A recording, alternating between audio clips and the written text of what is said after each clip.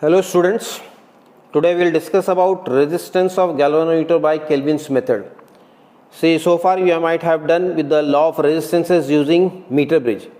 Now here when I say that resistance of galvanometer by Kelvin's method, and if you can look at the diagram, here also I am again using that meter bridge to determine the resistance of galvanometer. Now resistance of galvanometer will be determined by meter bridge, and in this circuit diagram you can see that this portion of the circuit diagram is your actual meter bridge. I am showing between this dotted line, ये जो dotted line के बीच में जो portion दिखा रहा हूँ, that is our meter bridge. And using this you have to find out the resistance of this galvanometer. Now this is our meter bridge, if you can see here.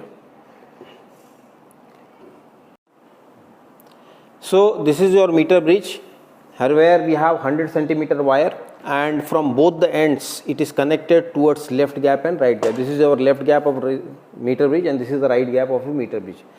See, one thing you have to remember that in some of the meter bridges there may be gaps given here. Metallic plates are not present. अगर connected नहीं रहेगा तो अपने को wire से connect करने का रहेगा. विदाउट वायर कनेक्शन वो पॉसिबल नहीं है. मेटालिक प्लेट होना चाहिए या तो वायर होना चाहिए उसके अंदर, दो में से एक उधर होना ही चाहिए. That means from both the ends of this wire it should be connected to left gap as well as right gap, and this is our center key. Now this is our circuit diagram of this meter bridge. Now this is our circuit diagram of meter bridge, and if you can see here on the top in left gap we have galvanometer, right gap we have resistance box, and this wire is directly connected to the wire. Now difference of the circuit diagram with law of resistances and this one is that पहले यहाँ पर galvanometer था उस diagram में, वो galvanometer हटा के हमने अननोन रेजिस्टेंस की जगह पे शिफ्ट किया. Lower part of the circuit diagram is exactly same, power supply, key and rheostat. Now to do the electrical connection you have to remember always that we will keep the component as per this given circuit diagram. Now if you can see here in left gap we have galvanometer, so I will keep this galvanometer at left gap. Right gap it is resistance box, so I will keep this resistance box at the right gap. Then lower part we have power supply. This is our power supply, and this is our rheostat. So we have kept the components. Now one by one we will do the connections. In left gap you have to connect this galvanometer. So two wires from this galvanometer are considered and they are connected across this left gap. इसको left gap में connect करने का.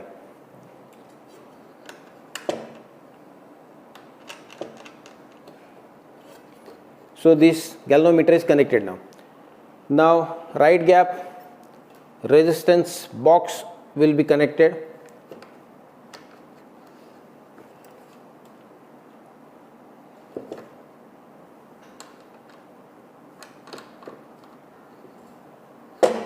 Resistance box is connected. Now in center we can see that it is connected with jockey. So here we have considered this jockey connected with a long wire.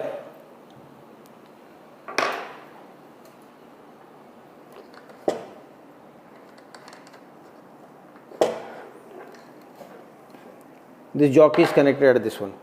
Then lower part positive of the supply is connected to terminal A. Now how will I come to know that? Here in this power supply this red terminal is positive end. So this positive end is connected with one end of this wire. So here you can see that positive of the supply is connected to terminal A, then negative of the supply is connected to fixed end of rheostat. So this negative of the power supply is connected to one of the fixed end of rheostat. Now we have two fixed end in rheostat, out of which we will use one fixed end, another fixed end will be kept as that is left open. Then variable end is connected to terminal C of the wire. For that we will connecting wire here. Variable is connected, variable of rheostat is connected with the another end of the wire, that is terminal C.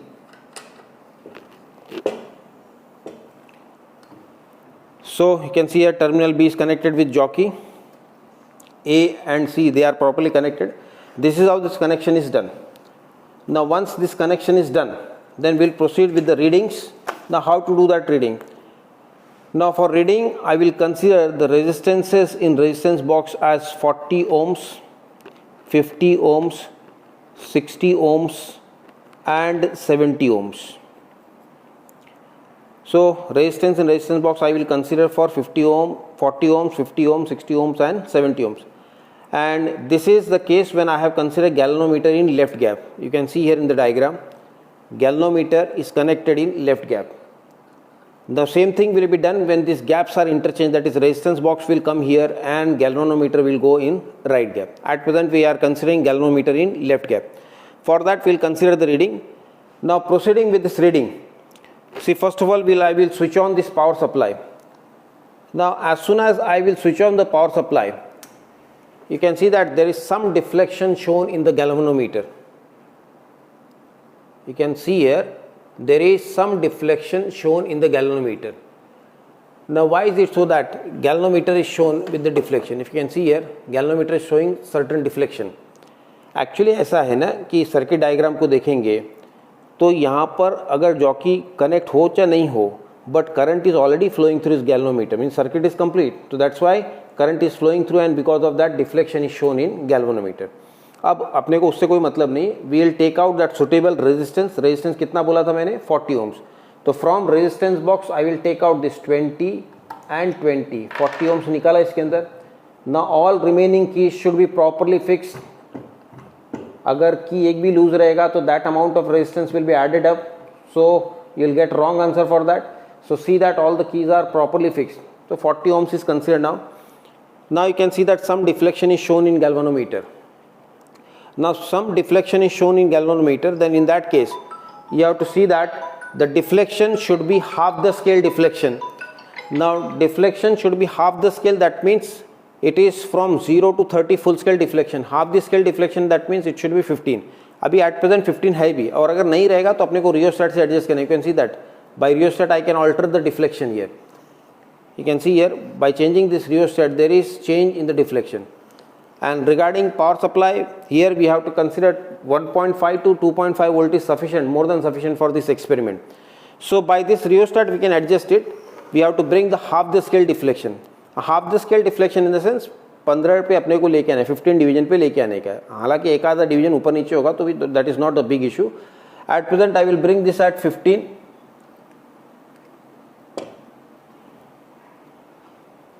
So 15 पे इसको arrange कर दिया. Now what you have to do that?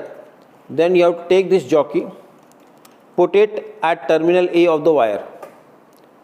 Terminal A पे रखेंगे तो deflection is showing on left side. See here. इसको terminal A पे रखेंगे तो deflection 0 पे जा रहा है. Terminal A पे रखा deflection left side में जा रहा है. Now same way if I consider this jockey at terminal another end, then the deflection will be shown at right side. See here. जैसे उसको टच करें कि राइट साइड में जा रहा है. If you can see here, जैसे इसको रखें तो राइट साइड में जा रहा है. It is moving like this way. तो अब अपने को क्या है, deflection is showing on either side. That is when I connect on left side it is moving on left side, when it is connected on right side it is moving on right side. तो null point इसके बीच में होगा. इसके पहले वाला experiment law of resistance में null point was 0 division, लेकिन इसमें नल पॉइंट 0 डिवीजन है. नल पॉइंट अभी 15 डिवीजन जो दिया है ना वो लेने का अपने को. How to find out that? Will tap this jockey at different junction, और तब तक अपने को टैप करने का जब इसमें डिफ्लेक्शन बिल्कुल भी नहीं रहे. When there is no deflection in this galvanometer then you have to stop there. अभी देखो कुछ ना कुछ डिफ्लेक्शन है उसके अंदर.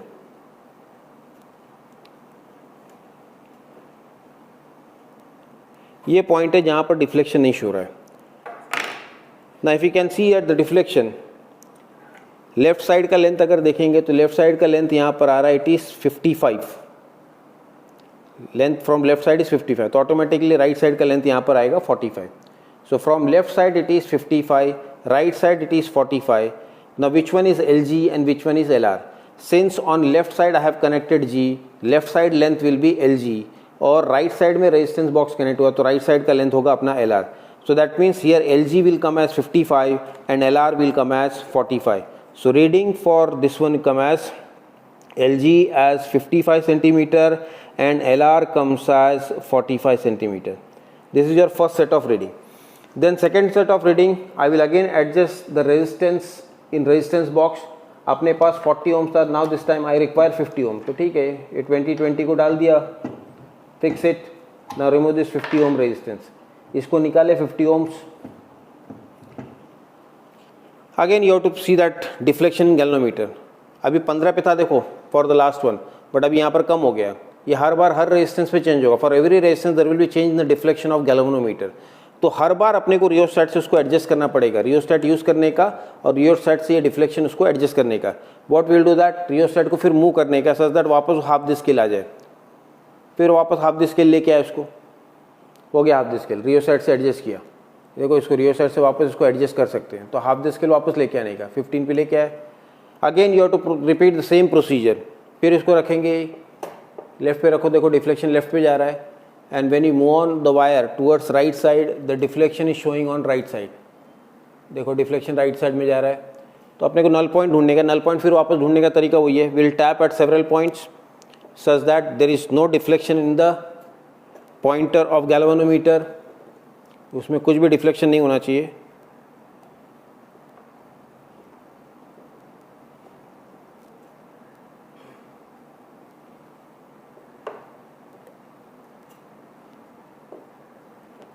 ये पॉइंट है जहाँ पर डिफ्लेक्शन हो रहा है. ना if you can see at left side का लेंथ 50 आ रहा है और राइट साइड का लेंथ भी 50 आएगा, टोटल 100 ही है. तो इसका मतलब in this case LG is 50, LR is also 50. This is your reading for 50 ohms. अब उसके बाद 60 ohms चाहिए. तो 60 ohms के लिए क्या करेंगे, apart from this 50 ohm resistance in resistance box I will take out 10 ohms from this resistance box. ये 10 ohms का रेजिस्टेंस इसमें से निकाल लिया. Now it is 60 ohms.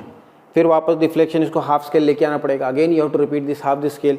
तो हाफ द स्केल लाने के लिए वापस इसको एडजस्टमेंट करना पड़ेगा. फिर रियोस्टैट को एडजस्ट किया और हाफ द स्केल लेके आए. ठीक है. Then will tap it. ये लेफ्ट में जा रहा है और उधर आगे राइट में जाएगा एज यूजुअल. फिर इसको टैप करके अपने को नल पॉइंट निकालने का है.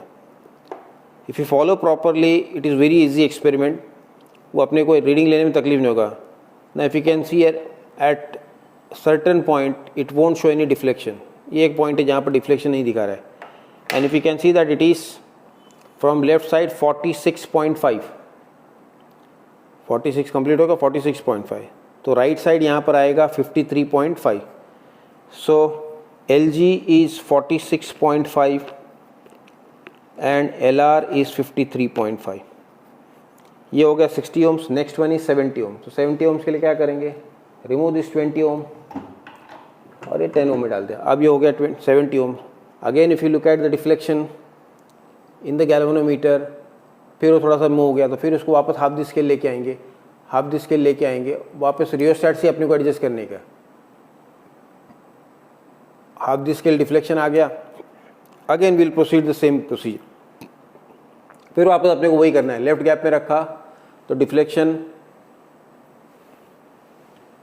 लेफ्ट में जा रहा है और राइट में रखेंगे तो डिफ्लेक्शन राइट में जाता है. तो फिर नल पॉइंट वैसे ही निकालना है, अपने को टैप करना है.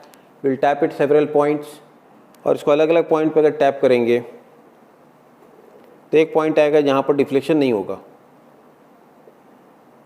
This is the point where it is showing no deflection and that is length from left side is 42.5. Left side से 42.5 और राइट साइड से 57.5 है. तो your length will be LG 42.5, LR 57.5.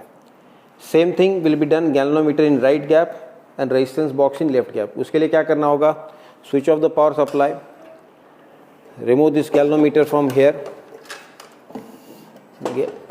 Resistance box को इधर से निकाल लो.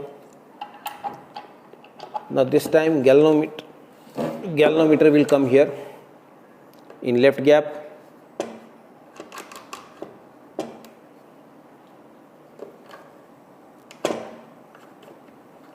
बाकी सब कनेक्शंस वैसे ही रहेगा, सिर्फ गैप्स इंटरचेंज हुए. Galvanometer will be connected in right gap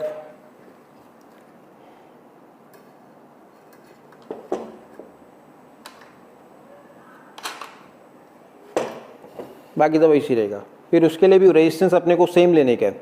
will consider 40 ohms, 50 ohms, 60 ohms, 70 ohms, no change in the resistance. फिर 40 ohms लेंगे तो फॉर 40 ohm रेजिस्टेंस बॉक्स देखेंगे, रेजिस्टेंस बॉक्स में 20 का 2 रेजिस्टेंस निकालेंगे, ये हो गया 40 ohms, बाकी की फिक्स है। Then again you have to proceed with the same procedure, switch on the power supply. Power supply on किया, फिर गैल्वेनोमीटर में डिफ्लेक्शन अगर आपको देखेगा तो दिखाई दे रहा है, it is showing some deflection, लेकिन अपने को इसको हाफ द स्केल लेके आना पड़ेगा। तो फिर वापस हाफ द स्केल लाने के लिए वापस ये रियोस्टेट को अपने को मूव करना है। वापस हाफ द स्केल लेके आए, इसको आ गया 15। देन वापस जॉकी फिर वैसे ही रखना है लेफ्ट में, और लेफ्ट में रखेंगे तो डिफ्लेक्शन इस बार उल्टा जा रहा है, राइट में जा रहा है, और अगर राइट में रखेंगे तो ये लेफ्ट में जा रहा है, ऑपोजिट साइड में जा रहा है। तो अपने को नल पॉइंट सर्च करने का, तो नल पॉइंट सर्च करने का तरीका वैसे ही, from left will tap it at several points, और टैप करेंगे तो अलग अलग पॉइंट पे ये डिफ्लेक्शन दिखा रहा है। वो पॉइंट जहाँ पर डिफ्लेक्शन ना दिखाए वहीं पर रुकना है अपने को।